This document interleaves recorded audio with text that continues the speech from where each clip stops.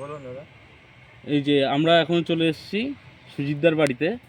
এই দাদার অনেক দিন ধরেই ছাদ বাগান করে। এখন সবাই দেখুন দাদা মাটিতে কি কি মিশাচ্ছে। দাদা বলবেন একটু এই মাটিতে কি কি মিশাচ্ছেন আপনি? দেখুন, প্রধানত মানে ফুল গাছের জন্য মাটিটা হচ্ছে গুরুত্বপূর্ণ। এতে আছে ধরো 50% মাটি, 40% গোবরের সার, আর আপনার একটু ভার্মি কম্পোস্ট দিলে ভালো হয়। একটু ডিএপি ফসফেট যেটা আছে 1840, যেটা ডিএপি, আর একটু খোলের গুঁড়ো দিতে হবে। আর একটু একটা সিক্রেট আছে, ওটা এখন বলা যাবে না, ওটা পরে বলবো। ঠিক আছে, সবাই দাদার বাড়িতে যদি ফুল গাছ নিতে আসো সিগারেট তো তখন দাদাই বলে দেবে। এখন এইসব কি গাছ, এগুলো কি গাছ লাগাচ্ছ?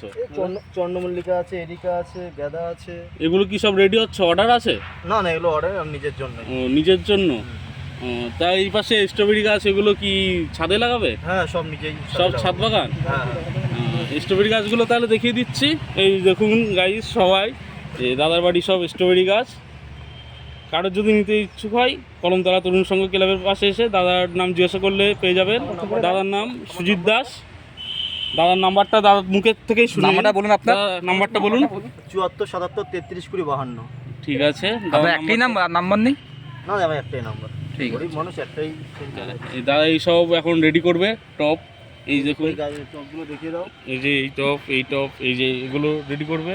দাদার বাড়ির ছাদে এখনো আরো গাছ আছে, এখন পার্সোনাল প্রবলেমের জন্য নেক্সট ভিডিও ছাদে উঠতে পারছি না।